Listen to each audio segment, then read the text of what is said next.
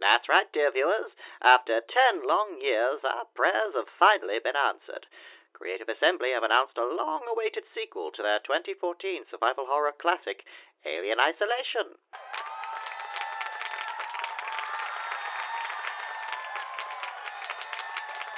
Yes, settle down now, settle down. We're all excited. Why, I've been doing somersaults since I heard the news last night. The announcement came in the form of a Steam post from Mr. Al Hope, the creative director of the team. In the update, he thanked the fans for their dedication to isolation for the last 10 years, commenting on what a journey it has been for the team when creating this classic. It was here that Mr. Hope announced that the sequel is currently in the stages of early development, and if you were like me upon reading this, then your jaw fell through the floor only to end up in China. This announcement was met with overwhelming joy, praise, and celebration among Alien and game fans, with people taking to the streets to celebrate the news we had all been hoping for over a decade. Families rejoiced, governments declared a state of world peace. We even received a visit from extraterrestrials from the Zeta Reticuli system, welcoming us into their galactic government. Suffice it to say, this announcement has created an overwhelming turn of joy for the entire universe and galactic community. Now, you may be wondering, well, golly gee, Skull, if Alien Isolation is so good, why did they wait 10 years for a sequel? To answer that, we must wind the clock back 10 years, to a simpler time of video games where fun and entertainment was prioritized over all. Our journey starts with a review. One simple review from a little company known as IGN. No, settle down. The reviewer, one Mr. Ryan McCaffrey, was relentless in his attacking of the game by giving it a 5.9, admonishing the Alien AI for being too smart and the game unfairly difficult in hard mode.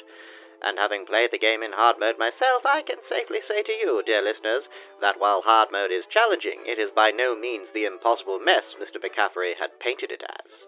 It was clear from the get-go that survival horror was not his preferred genre, as throughout his review you could see him make every wrong choice one could make in an Alien Isolation playthrough. From keeping the tracker on while hiding in a locker, meaning the Xeno could hear the beeping, actually trying to hurt the Xeno with a wrench, to attacking every enemy he came across in a game that encourages stealth above all else. It was clear he was judging this game as an FPS, and not a survival horror.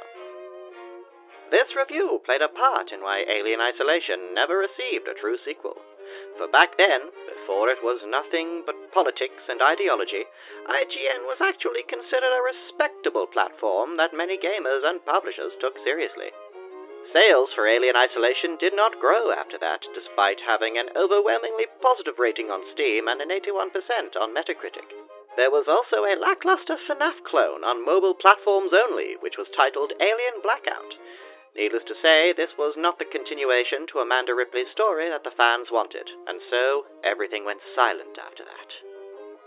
But fan loyalty never ceased, as the game gradually grew a cult following over the next decade, with new fans discovering and enjoying the game.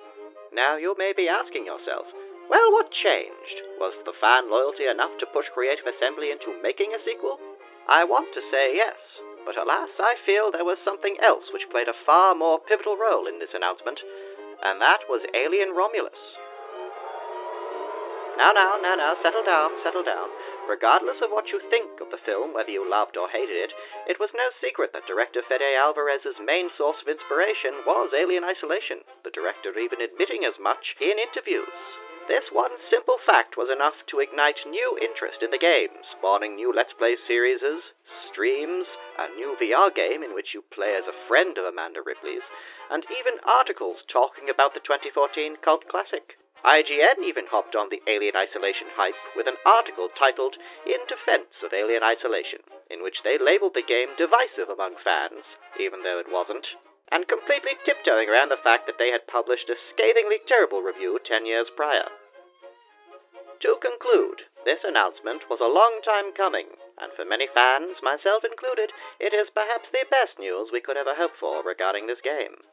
To Al Hope and the rest of the Creative Assembly dev team, I wish you the best of luck in the creation of this sequel. I'm sure you'll put as much care and love into this installment as you did with the first game. That's all from me.